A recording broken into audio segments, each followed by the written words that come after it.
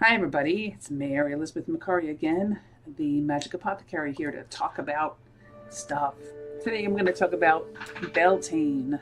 This is a Celtic holiday that has been celebrated for centuries, actually, and I am recording this the night before Beltane, which some call and other such things. So we will get into the meat of what that is and what I'm doing with this in a second. Just want to say hi to all of you out there and many bright blessings. And I hope you all have a fantastic Beltane, which is May 1st. Some people like to think of it as an astrological thing, and that we can say that it is happening exactly at 15 degrees of Taurus. And right now it's not 15 degrees of Taurus yet. It's for a few days from now. So if you're really wanting to be exactly on Beltane, that's exactly when you would celebrate. So what is Beltane, right? Well, what are you talking about, woman? Well, here's what I'm talking about. Beltane is a holiday that honors life. It represents the center peak of springtime, and it's the beginning of summer. Earth energies right now are very strong, meaning things are growing and there's a lot of life force moving. If you're in the northern hemisphere, you will see that birds are singing and animals are mating and the trees are blooming and there's pollen pretty much everywhere, and things are really starting to take deep root. You're seeing a lot of green now. Trees are really full of life. You can see almost them filling with the spirit of life, and it's and fertility. So, so this point of the year, on the wheel of the year, we call this a wheel with 8 spokes in the Wiccan / pagan / witchcraftian holiday season. This is a very important holiday. It is the opposite of Samhain in the northern hemisphere, which is the Day of the Dead. And in the southern hemisphere, today is that day.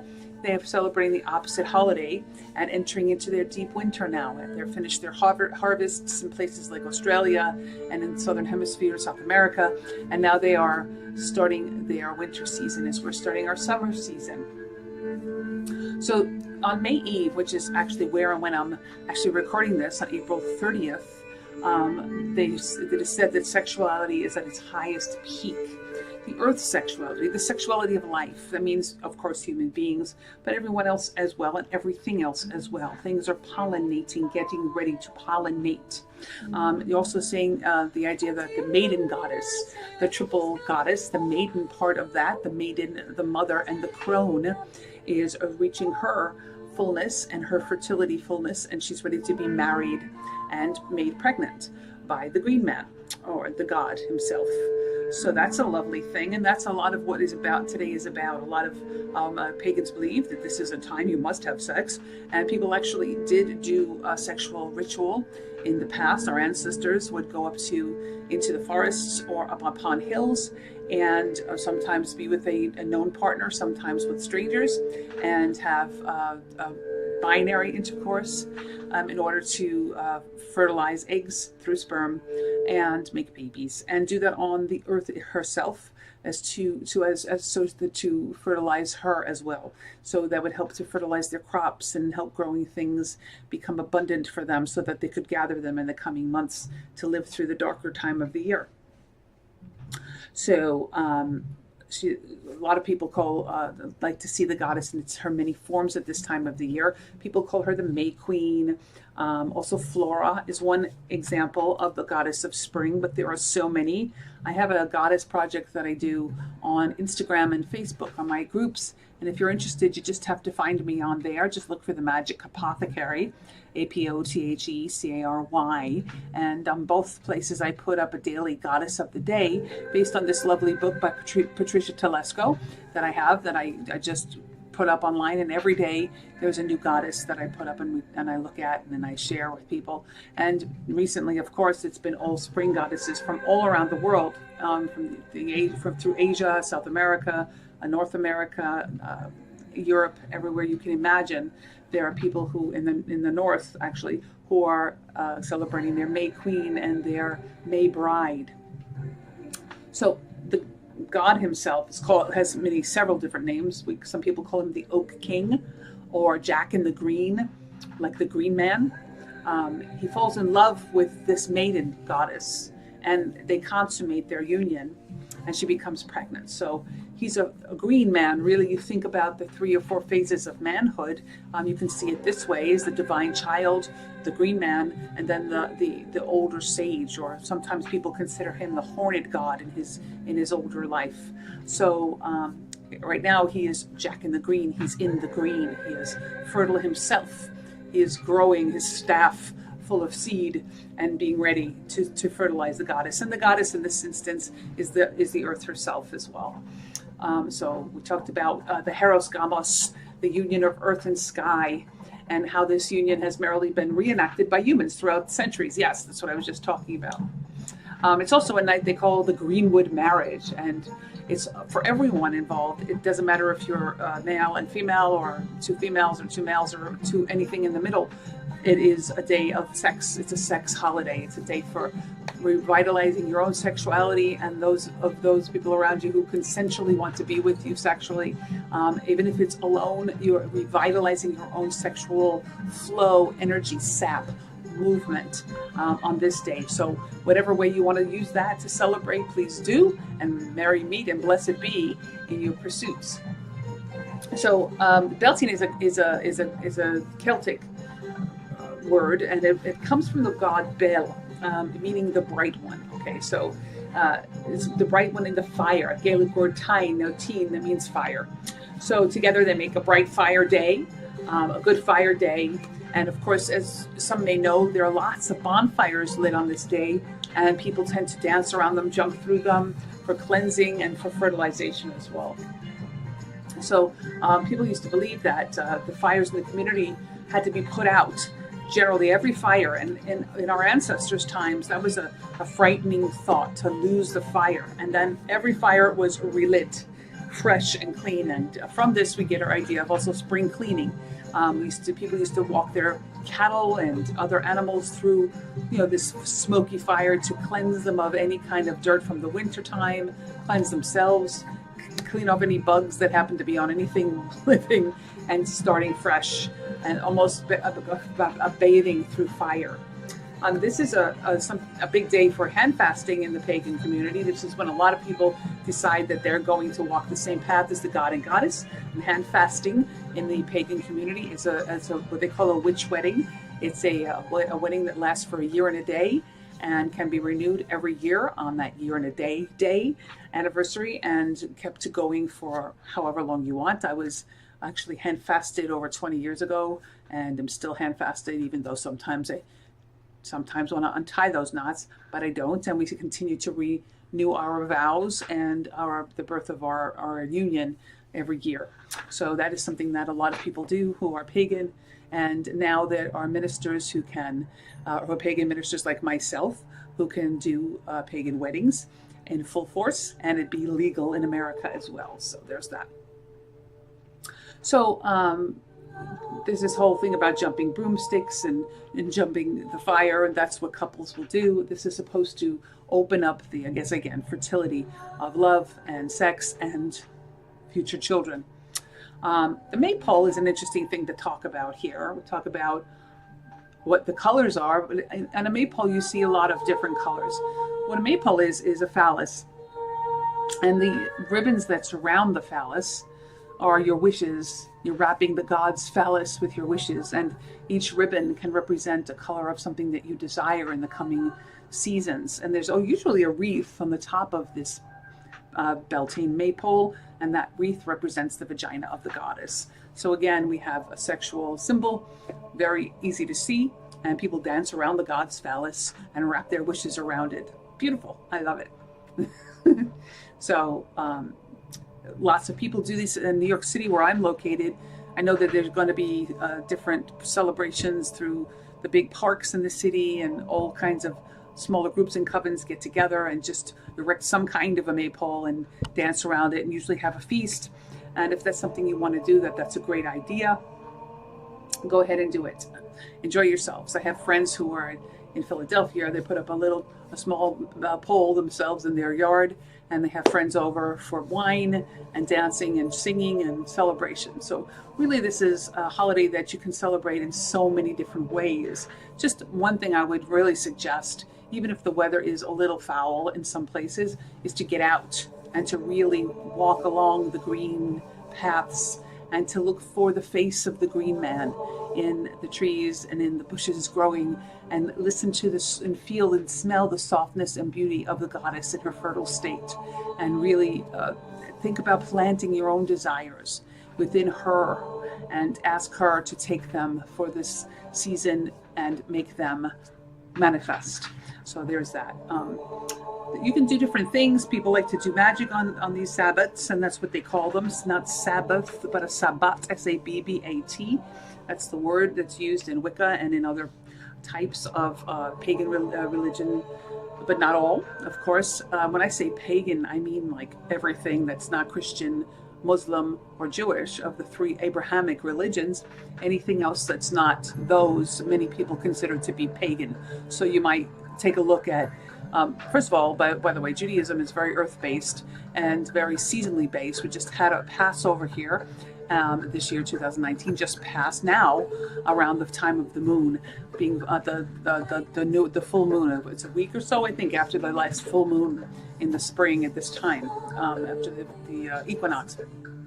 So it's still pretty much ancient and based in the movement and cycles of the earth, as is Ramadan happening at this time in April into May. It's starting. That is a movable holiday, and that's also based on moon movement.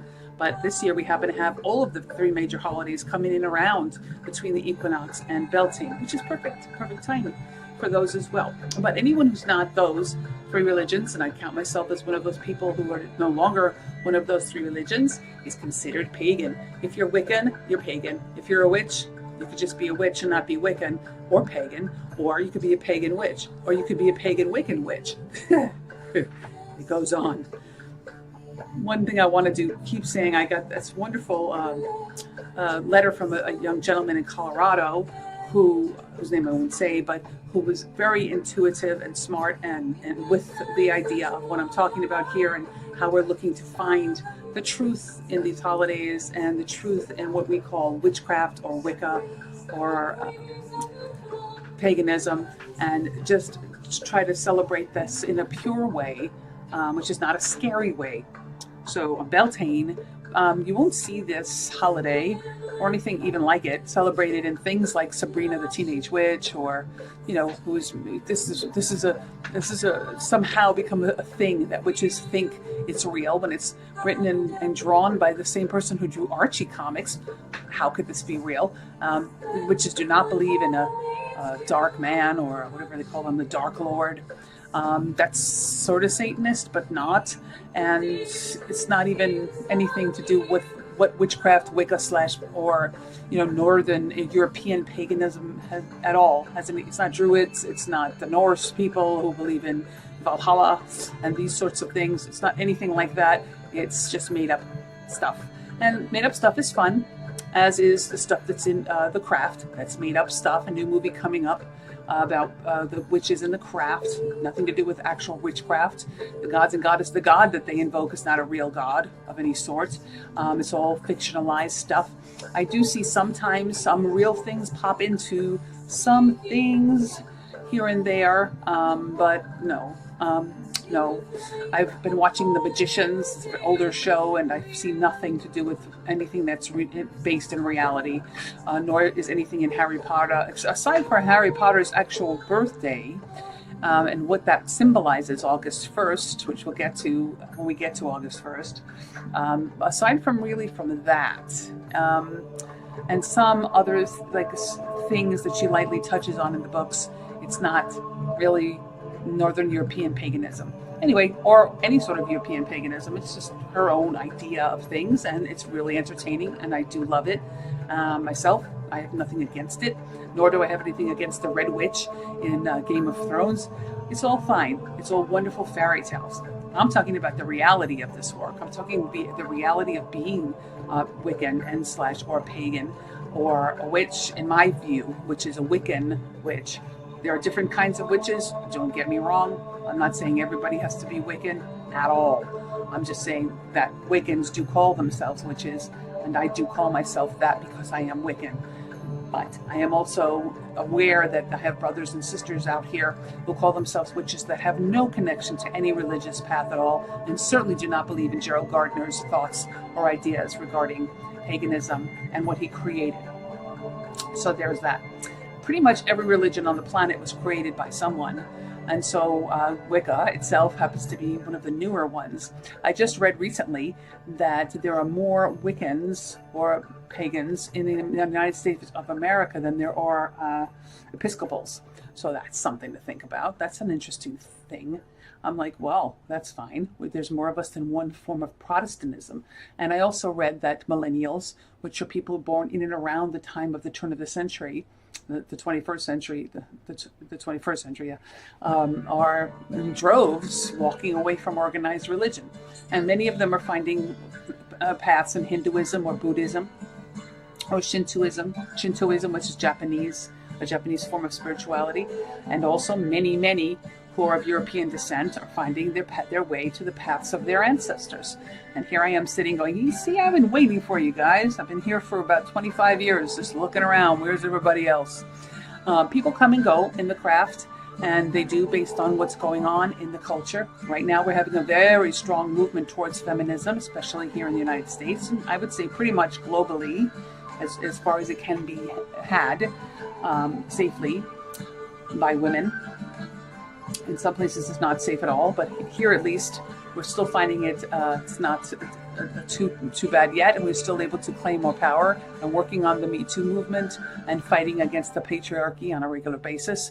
And the people, women in particular, are finding paths in paganism, witchcraft, and Wicca that are changing their lives and giving them power that they didn't think they had before. And I'm also seeing young men who are inhaling and loving the idea of what the green man is, the beauty of the green man, and how he is not in any way violent or harmful to anyone, and how he is just the growing force of nature, and how he represents ancient gods like Osiris and Isis.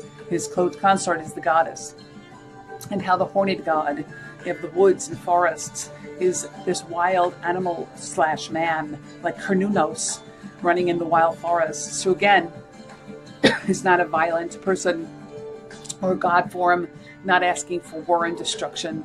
He's just living his life, enjoying his life, and fertilizing as he goes. So there's that. And other, formats of male gods that are popping up all around for men to grab upon as well, if they want to. Also, it's okay to be an atheist and be pagan, which is one thing that really turns a lot of people on. You can say, I'm going to go celebrate Beltane, and yeah, I'll talk about a symbolic god and goddess, but I don't have to believe if they're real or not. So that's fine. The god and goddess don't seem to care if you believe in them or not, because they're here and they're real. They know they're real. You don't have to believe in them. It's perfect when you look at the green leaves popping all over the trees that there is some kind of a life force on this planet, and that is what we're talking about today on Beltane. So again, remember that this is a Celtic holiday. This is Northern European religious thing, Sabbath, and of course that Northern Europeans are not the only ones who celebrate this time of the year. All you have to do is look up celebrations throughout the world, and you will see, like I said before, everyone has a spring celebration of some sort of spring god or goddess, some kind of a happy day to celebrate the return of life and fertility upon the earth. So that's the Beltane talk. What can you do on Beltane? Let's see. Well, as I said, you should be outside. And if you like to celebrate outside, you can. You can put up a maypole in a place that's safe if you'd like to do that. Or you could not, and you can just have a huge picnic or get together and dance and have music. Or you can stay home on a rainy Beltane. I've had several of those within my 25 or 30 years of practicing paganism. And so you stay in and you make beautiful feast and make beautiful love and revere the god and goddess, bring parts of that into your home, bring flowers in, celebrate with the current foods that are growing. You want to perhaps find a way to eat greens that are growing, asparagus, anything that's starting to come up, any kind of sprouts, any kind of small, my strawberries are coming up. My Brooklyn, I call them my Brooklyn strawberries. I have a stoop in Brooklyn, and it's full of little strawberry pots, and they're starting to come. I should have strawberries within a few weeks. So there's that. So berries of some sorts may be starting to come, or people eat flowers, and people harvest things like wild violet at this time of the year and use those for healing. Green juices, anything green that's coming up new is good for you to enjoy, and also good for your, by the way, liver and toxicity from the winter, any kind of sludgy kind of non-digesting that went on from eating and drinking heavy foods all the way through March. And even in this case, it was very cold this spring up in New York and the East. And so people are still eating a lot of squashes and potatoes and these things. But now it is time to empty the stores of all those things and enjoy fresh eggs. Hopefully you find them pastured and free range, at least free range chickens, and realize that the gift that these birds and animals have given us, if you do eat meat, because there's a time where people do celebrate eating the young kids and the young lambs. I don't eat meat. By the way, many pagans don't, because we believe that you shall not harm anything on this planet. And even when you do cut down a broccoli stab, you're to thank it for its life and ask for forgiveness for taking it. So many of us are not meat eaters. Some are. Some believe in the old ways and the Norse ways of it's me or you, and I take what I need, and that's fine too, as long as you're not harming too many of anything. So that's my 2 cents on that. I don't like to offend, but many pagans are vegetarian/vegan, and for good reason. So that's something you can do. Fresh milk is available from young cows. So that's something that there are nice new fresh cheeses available, or you can make on your own. You can wear red if you're a woman or a man, and that represents the goddess, and green represents the god. And those are the colors of your maybe altar or your table or your cloth or any place you have your celebration. Have also fresh wine. You can have honey mead, which people love to have, or new beers, which you can find in the stores. Just ask for the winter beers that they put up in the winter that you can have now. People make fresh kombucha at this time of the year, or fresh different kinds of mulled ciders and things like this to drink. You can have those, or just beautiful white or rosé wines. Think light, think pretty, think green, think wedding celebration, and go ahead and have one in all its force. Use the same kinds of flowers and smells, maybe roses or lavenders and light pretty smells, oranges, for your incense, and for any kind of anointing oil you might make with organic essential oils, hopefully, that are sustainable. Also, you can just make tea mixtures from the herbs and the grasses that are growing, that you like. Nettles, which is a wonderful thing. If you can find nettles, nettle tea is one of the best things for you to drink at this time of the year, and it is growing now and fresh and wonderful and healthy and great for you. So I'd like to say this before I go.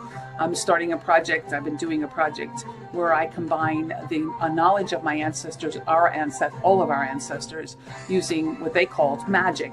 And magic at the time that they were using it was the way they fought illness, evil spirits, and bane and hex and jinx. These all come from the idea that somebody or something evil inhabited you. And we know now those things are called viruses and bacteria.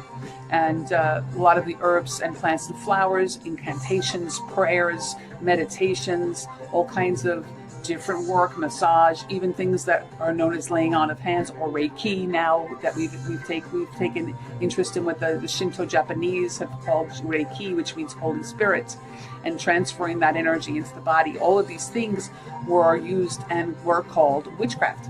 And so now they're called New Age healing techniques or alternative medicine, but it really is the same thing. What was bane was a virus. What was used was witchcraft.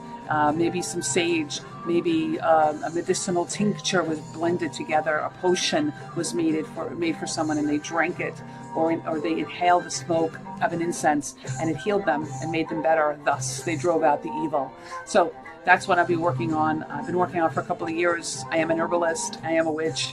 call myself a witch because I call myself a witch because it is a hereditary thing and very much something that I'm proud of, even though this can cause me so many problems in my life. And I'm sure when you do, and if you do, it will cause you similar problems. But what I do find is slowly but surely people are starting to relax around that word, understand that it's not a bad thing. They're starting to understand that the crazy things that we see on television or in film are just that. It's no better than watching Iron Man fly around or the Hulk. It is the same fantasy stuff. The reality of things is quite different. What we are the healers of the earth. What we are those that revere she and he that are the earth. We are the ones that walk in the secret paths of the God and Goddess. We are those that will keep her life alive, his life alive. We know they are here. We pray to them, we honor them, we call their names, we keep them alive. And that's what we actually do. Dark Lords, maybe some witches use the Dark Lord, but most pagans and Wiccans don't. We're celebrating life, we're celebrating the planet, and we're celebrating the force of fertility today. So may you enjoy your Beltane, may it be wonderfully conducive to all kinds of rise in your fertility and creativity. May everything you wish ever come true. May your life be filled with happiness and blessings and light. And from me to you, many, many, many blessed Beltanes to come. And may this day be better than you could have ever imagined. And may you have multiple blessings. I hope you have a wonderful time. And as I said many times on my podcast, and I've done all over the place, if indeed you want to reach me, you can just write to me at the Magical Apothecary, MAGICAL Apothecary @gmail.com, or you can find me on Facebook or on Instagram and reach out to me there. I'm always happy to answer questions and help in any way I can. That is why I do this free of charge, to do the goddess's work so that we can all benefit as we go on as a society and as a human race. Love to you, light to you. May the God and Goddess surround you. So mote it be.